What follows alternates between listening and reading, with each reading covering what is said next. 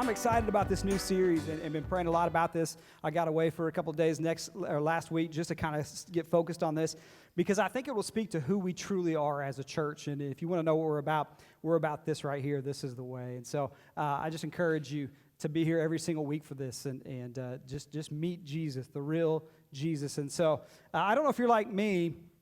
If I get in a group and someone's telling a story and they don't get the story right, it drives me crazy. Like, I get the details right. Like, if you're going to tell a story, tell it right. And I always, with my friends, I always had to be the one to, like, correct the story. No, they said this. It was a girl, not a guy. You don't know what you're talking about. Stop. Let me tell it. And then I think one of the biggest offenses of all time is if someone tells a joke wrong. Like, you should be locked up for that. Like, let's just get them off the streets. You don't need to be out in society telling jokes wrong. That's offensive. So I don't like it when people tell stories wrong. I just am like, that's not how it went. And so I have to share a story with you because there's been details throughout my life that have been wrong. And I talked about this a long time ago, and we have some new people, and I just want to make sure that the truth gets out in case you hear something. I gave my sister a black eye one time. Now, she's about 15 months older than me. Is that right, 15 months? Is that we're 15 months apart? So, you know, she was kind of the leader, and we were probably 12 or 13 maybe, and she wasn't in the first service, so I got to tell it however I wanted to, but I believe I went to her and said, hey, can I do your chores for you? She got mad at me, something like that's how it started, something like that. No, that's kidding. I don't remember what we were fighting about, but the way she tells the story is that I, at some point, just grabbed her in a headlock and just Conor McGregor up in the face.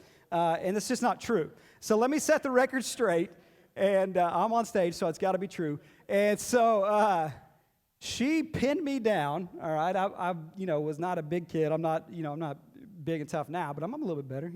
I'll be working out. Anyway, that's a side point to the conversation. Was she pinned me down? She acted like she was going to spit in my face. Yeah. Anyway, she doesn't remember this. Selective memory. And so I got up, and I was slugging her in the shoulder, just letting her know, hey, what's up? And she ducked.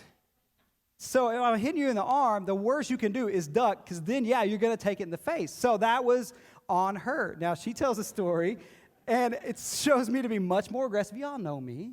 I'm not aggressive, unless you see me coach.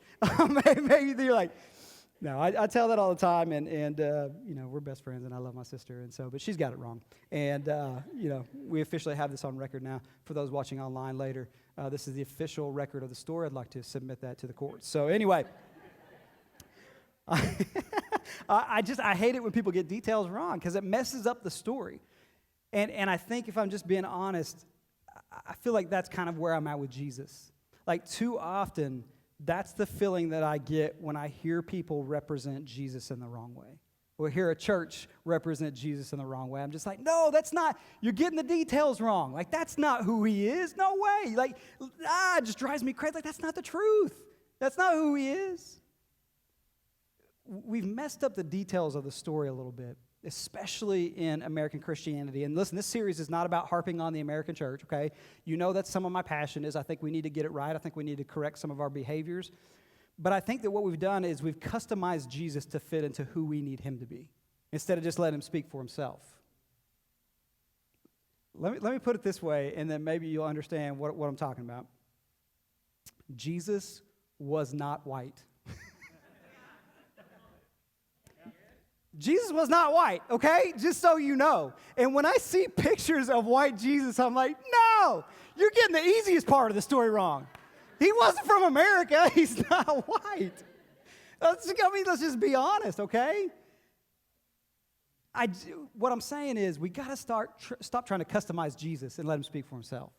He can speak for himself. He doesn't need us to fit him inside of some box. So my hope through this series is to introduce you to the real Jesus, or maybe reintroduce you to the real Jesus. Maybe you've been hurt by a church. Maybe you've been hurt by someone inside the church who's supposed to represent Jesus. Let me just say this. I'm really sorry if that happened to you. And I know probably in my ministry of 20 years, I've probably hurt somebody along the way. Like I'm not perfect, right? So I'm sorry if a church or a person hurt you, but I do want to say this. Jesus should not get the blame for human failure. Say it again. Jesus should not get the blame for human failure. Humans we mess up, we make mistakes. That's why you have to go to the source, not to people. Yeah, we should represent him better, but I feel like so many people give up on Jesus because of what a person did to them. But that's not who Jesus is. So maybe I'm asking you just to reconsider Jesus, or maybe reconsider what it means to follow him. If you've been a Christian for a while, maybe this is just a chance to be like, okay, am I representing him well? Because the truth is, in this life, everybody's searching for the same answers. It doesn't matter where you're from, what you look like, what your choices are in life, what continent you live on. Everybody is searching for answers to the purpose and the meaning for life. That's what we're doing. We're all trying to find those answers. And I believe with all of my heart that Jesus is the answer to all of the questions. He's the only answer. So we've got to point people to him. And that's why we decided to call the series, This is the Way. Because it's only through Jesus. It's only through Jesus. Now, if you watch The Mandalorian, yeah, it's a little shout out to the Star Wars nerds here, so there's nothing wrong with that. Yeah, you're like, yeah, represent. But it's really to say, this is the way. Jesus is the way. And when we're in kids' church, like Jesus is the answer, right? You can answer Jesus and be right 98% of the time. And I would argue 100% of the time. Because if I was in school now, like if I was a little kid, I wish I was sometimes, because I'd be like 6 years old back there, and they'd be like, who built the ark? And I would say, Jesus, and they'd be like, no, Noah. And I'd be like, who made Noah? Go to school, teacher, whatever. Like, so at the end of the day, Jesus, it really can be the answer for every single question.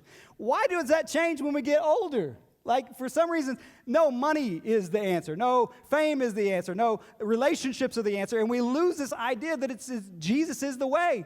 He's the way to a better life. He's the way to a better marriage. He's the way to being a better parent. He's the way to break addictions. He's the way to joy. He's the way to peace. He's the way to live. He's the way to love. It's everything right there. That's who he is. He is the answer. It's over these next few weeks, I want to take a look at Jesus, and I really want you to decide for yourself who he is and what he was about. Don't let it be someone else's faith. Man, I did that for a long time. I just would adapt people's faith, and there's nothing wrong with that. But what happens when those people fail? Right? What you're left with is what you thought they were, not who Jesus is. And so I'm asking you to take that look right now. And the great thing is, we have all the stories about Jesus. We've been blessed to have this right here to know and hear about him. And what I love about Jesus is that his stories happen through personal interactions. There's very few mentions. I mean, it's like Jesus was in the temple and taught. That's about it about church. The rest is like Jesus was walking and this happened. Jesus was eating at those people's house and this happened, right? He was out doing life with people in church. That's what we should be doing. I'm telling you, this is the way. We got to be out with people, interacting. Anyway, a few people agree with me. Thank you. So I want to read this story in John and talk about an interaction that he had, because I think it sets the tone for who Jesus is and what he is about. So it's a story. Jesus and his disciples are walking. He's just told the parable of the Good Samaritan, and he's walking around, and he's talking. No, he didn't have to tell the Good Samaritan. Anyway, I was thinking that's next week's message. Anyway, he just had this moment with Nicodemus, which is a whole other thing that I love to preach about because it's very similar to this story. But they're walking around, and they end up at this well, and it's noon, it's hot, and so he has this interaction in John chapter 4, starting in verse 7. It says, "Soon a Samaritan woman came to draw water, and Jesus said to her, 'Please give me a drink.' He was alone at the time because his disciples had gone into the village to buy some food. The woman was surprised, for Jews refused to have anything to do with Samaritans. She said to Jesus, 'You are a Jew, and I am a Samaritan woman. Why are you asking me for a drink?' Jesus replied, 'If you only knew the gift God has for you and who you are speaking to, you would ask me, and I would give you living water.' 'But sir, you don't have a rope or a bucket,' she said, 'and this well is very deep. Where would you get this living water? And besides, do you think you're greater than our ancestor Jacob, who gave us this well? How can you offer better water than he and his sons and his animals enjoyed?' And Jesus replied, 'Anyone who drinks this water will soon become thirsty again. But those who drink the water I give will never be thirsty again. It becomes a fresh, bubbling spring within them, giving them eternal life.' "Please, sir," the woman said, "give me this water. Then I'll never be thirsty again, and I won't have to come here to get water." She still wasn't getting it. "Go and get your husband," Jesus told her. "I don't have a husband," the woman replied. And Jesus said, "You're right. You don't have a husband, for you've had 5 husbands, and you aren't even married to the man you're living with now. You certainly spoke the truth." "Sir," the woman said, "you must be a prophet." So let's start there, because there's some truly unbelievable things that have already taken place in this story. Now, for us in 2021, a lot of this stuff isn't a big deal.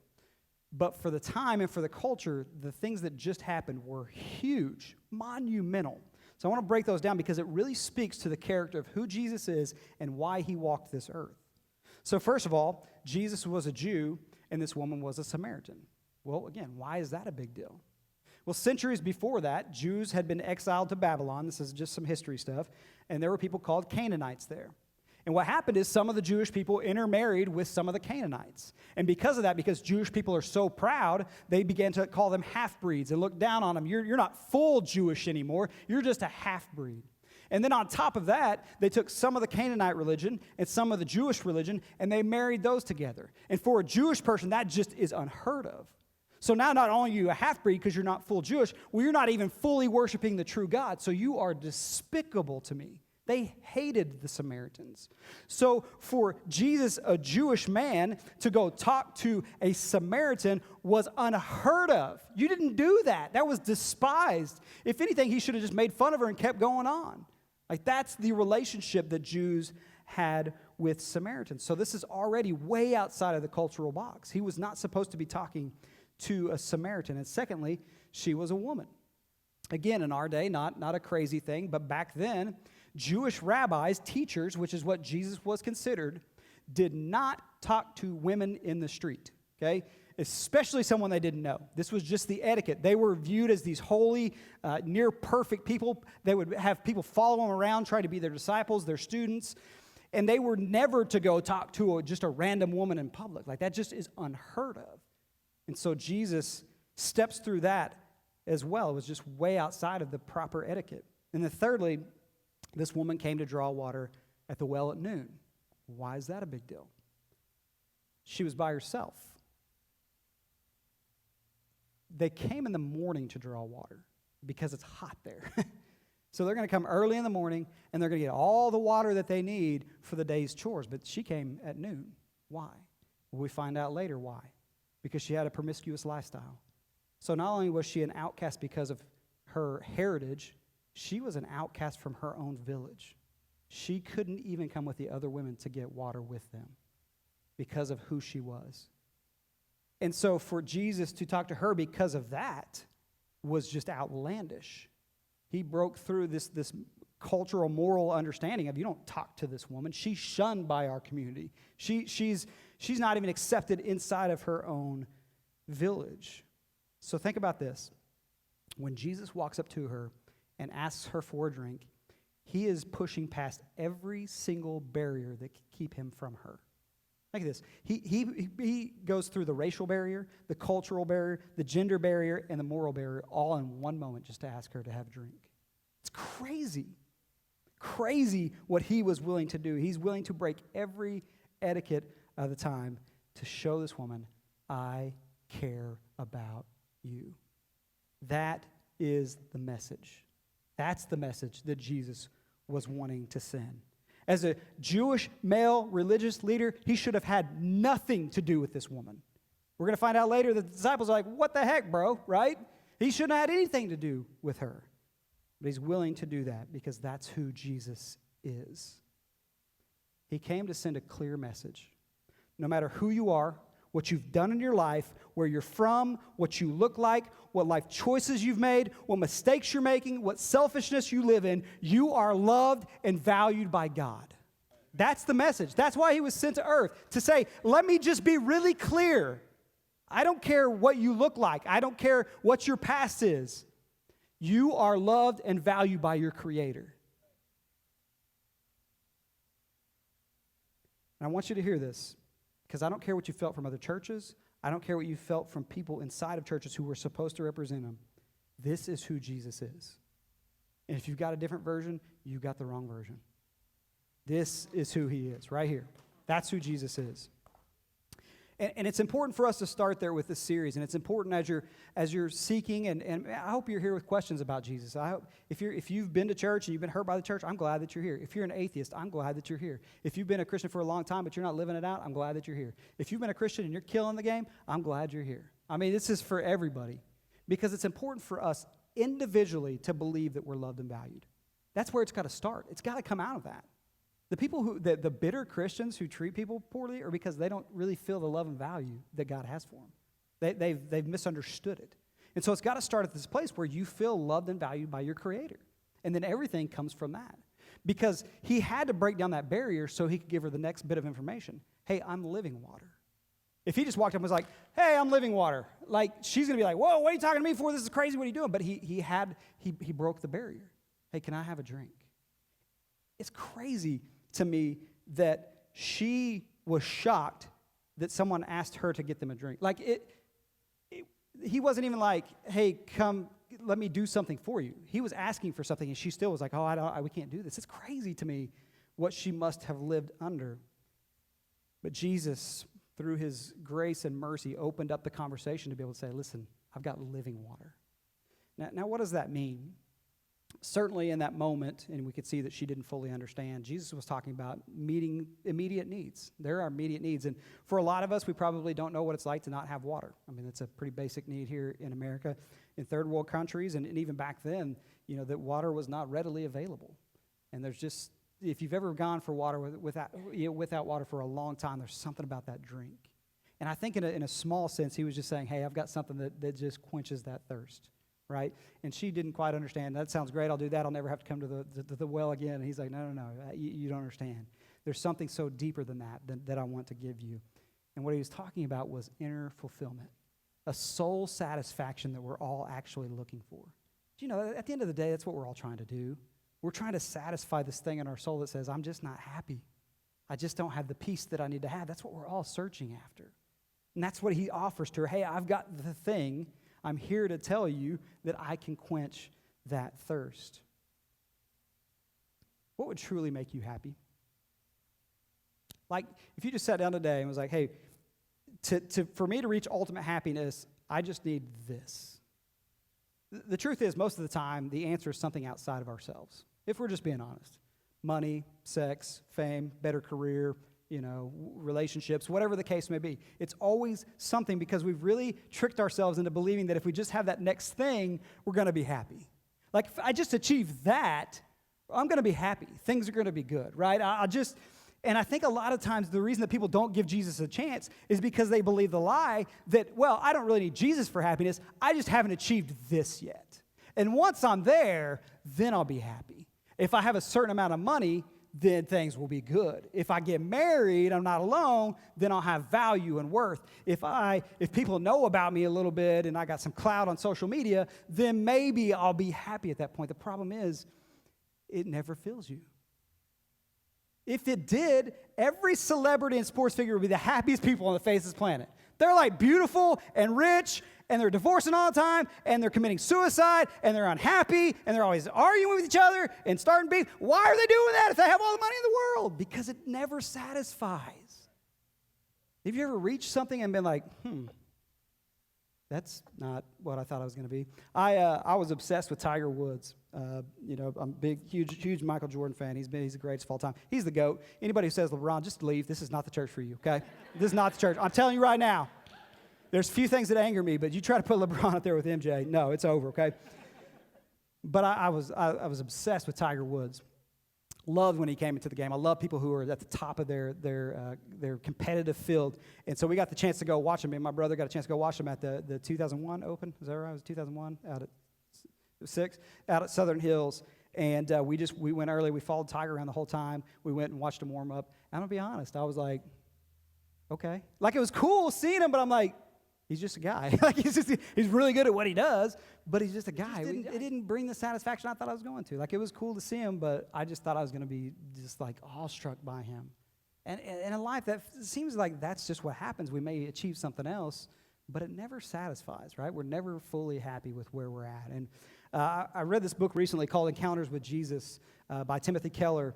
And in the book, he shares part of a speech from a famous writer named David Foster Wallace.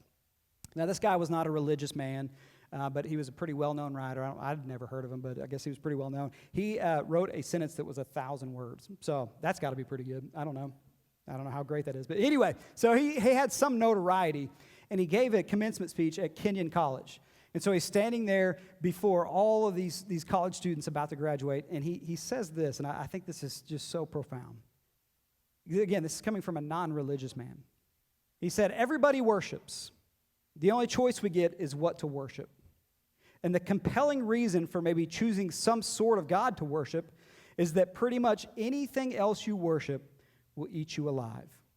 If you worship money and things, if they are where you tap real meaning in life, then you will never have enough, never feel you have enough. It's the truth.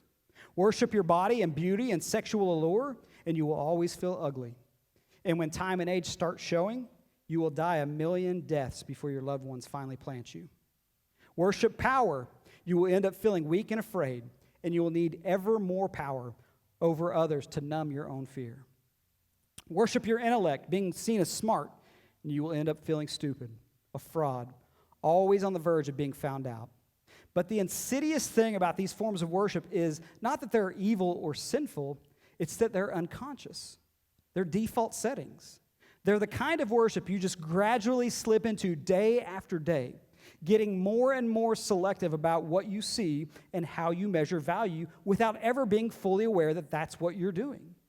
And the so-called real world will not discourage you from operating on your default settings, because the so-called real world of men and money and power hums merrily along in a pool of fear and anger and frustration and craving and worship of self.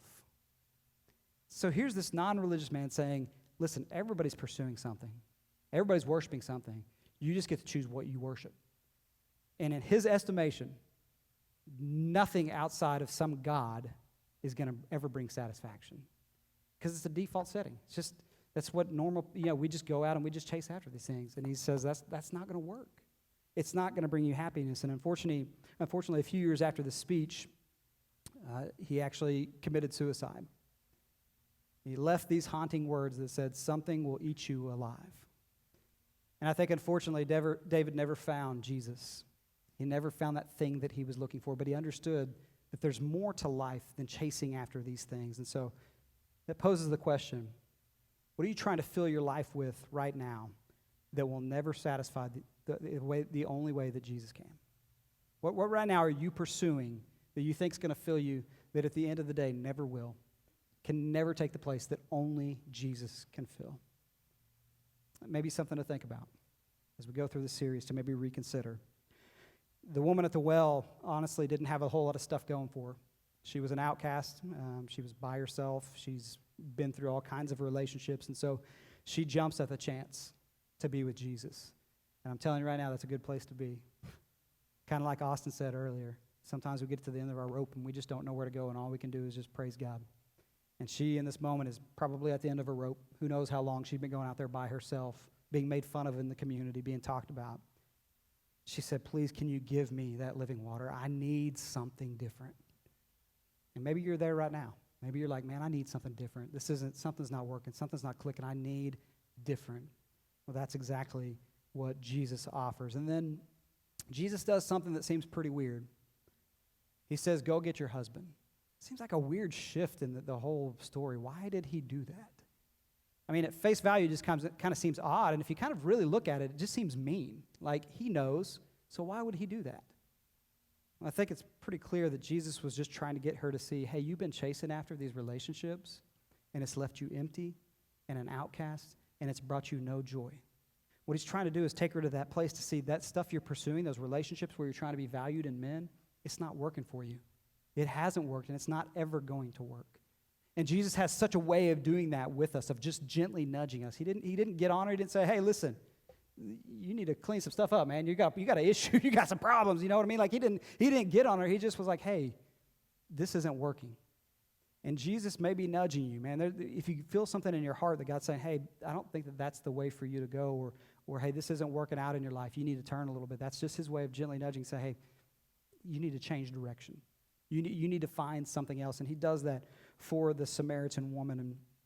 And he gives her just enough information in that time for her to say, okay, you're not just an ordinary person. There's something about you. There's something that's different about you.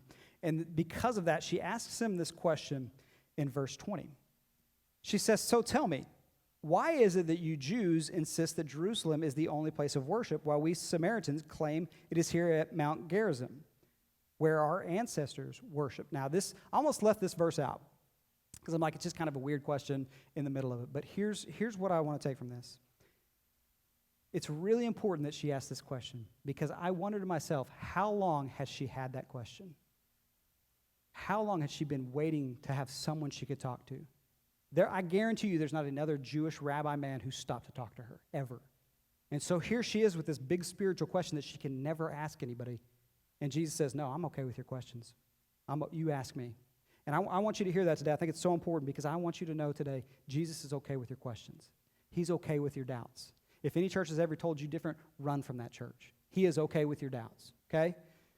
He says, ask and it will be answered. Seek and you will find. Knock and the door will be open. He's like, come on, bring the questions. Bring your doubts. Bring them to me. Come on. Ask me the question. I'm available. And in that moment, that's what he did for the Samaritan woman. Hey, I'm available to answer your question. I'm not like everyone else. I'm here. I'm ready. And I'll kind of paraphrase his answer. He said, listen, there's a time coming, and it's actually here right now, where it's not going to matter where you worship. God's going to be everywhere. And all of us are going to worship him the same, and we're all going to be in this together. Amen to that. And then it says in verse 25, the woman said, I know the Messiah is coming, the one who is called Christ. When he comes, he will explain everything to us.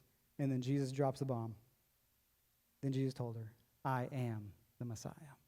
Man, what a great moment for this woman to see, to be right there as Jesus is proclaiming this truth to her. And then we see kind of an interesting shift in the story, because the disciples show back up. And church, let's listen up to this, okay? This is going to be really important. I'm going to talk for just a second about this. Verse 27, just then his disciples came back. They were shocked to find him talking to a woman, but none of them had the nerve to ask, what do you want with her? Or why are you talking to her? The disciples get back, and they are horrified, okay? I think the word's not strong enough here. They were like, huh? What are you doing? What is going on? Oh, my goodness. And there's a reason that they put these thoughts in here, okay? Because they didn't need to write these in here, because nobody ever actually said them. Because they wanted to show, this is what we thought when we got back. We were like, holy cow, Jesus, what are you doing? This is messed up. But none of them had the nerve to ask why. Because, church, they had learned that if Jesus is okay with it, then it's okay. They had learned that if Jesus is okay with it, then it's okay for them. I still don't think they're getting it. It is the way. What he was doing is what he was telling them. This is the way. The way we should treat others. The way we should love. The way we should get out of our comfort zones and talk to people of different races, different life choices, different belief systems. Get out of your comfort zone and go talk to some people and hear about their lives. Go learn about them. Instead of getting mad at them, go learn what's going on in their life. Go figure out the pain they're going through. These guys, all they knew is she was a Samaritan woman. They didn't know the pain she'd gone through. Can you imagine going through 6 relationships, the hurt and the heartache? She was used. And that's all they saw. They didn't care about her story, that she went by herself every single day to draw water. Can you imagine what the other women in the town said about her? And instead, they come and they say, oh, how could you talk to this woman? But they knew enough not to say anything, because they'd been reprimanded enough. Oh, Jesus is doing it, we're okay. Here's the problem with the church, and I'll wrap up with this. Unlike the disciples, we can't keep our mouth shut.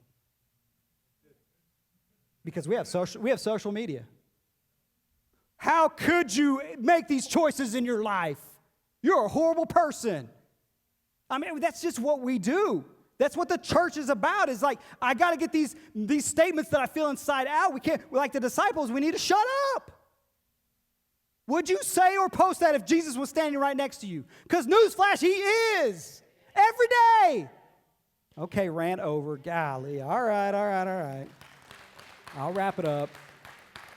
I told you I wasn't going to harp on the church, but that's just, it's right there. That's why that is in there, to remind us that we all have that prejudice. We all have that, like, why? And that's not what Jesus is about. That's not the way. He is the way. And then something funny happens, and I'm running out of time, but I got to throw this in here because I think it's hilarious. The disciples, it says that they say, Rabbi, you need to get some food, you're hungry. And I thought that's weird to put in there, but here's why I think they put that in there. I think they thought Jesus was delirious. I kid you not.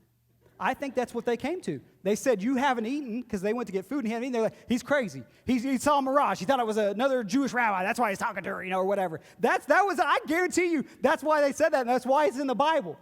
Because they just couldn't believe that Jesus was willing to step down that low.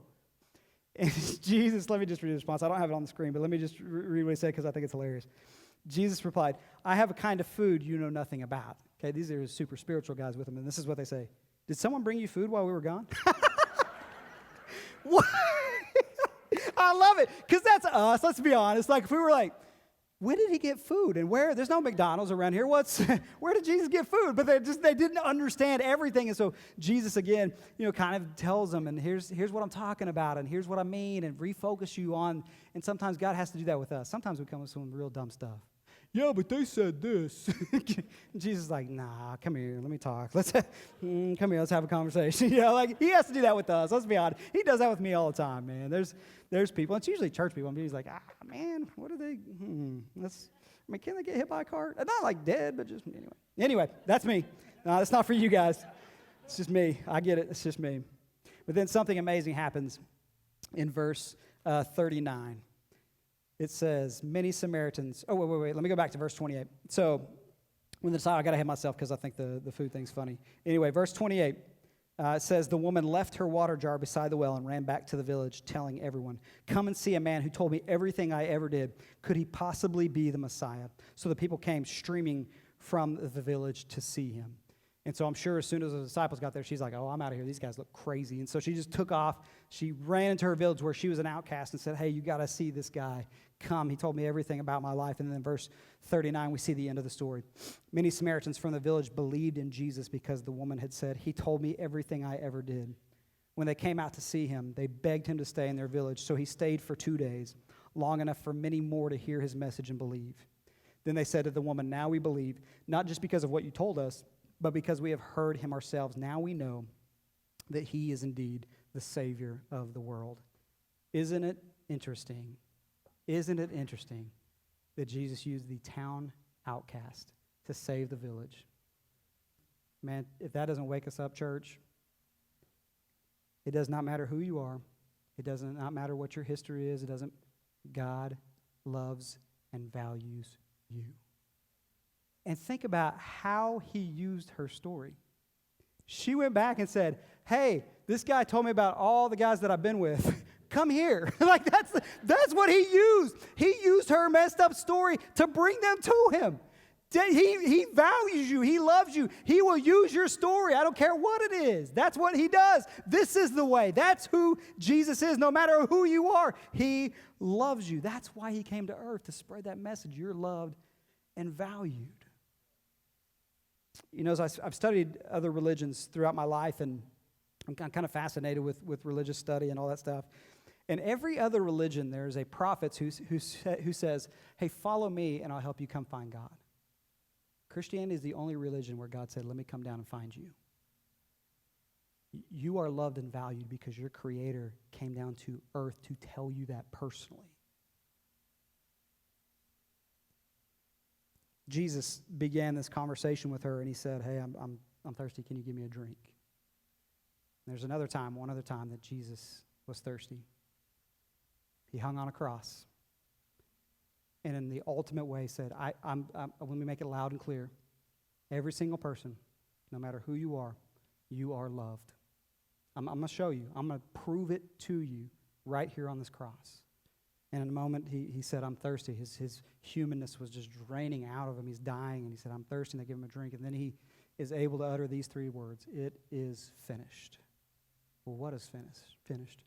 Death, pain, suffering, all those things, but also the way the world was. Classes and societies and ranks and all those things. It's all finished. We're all one under Jesus now. This is the way.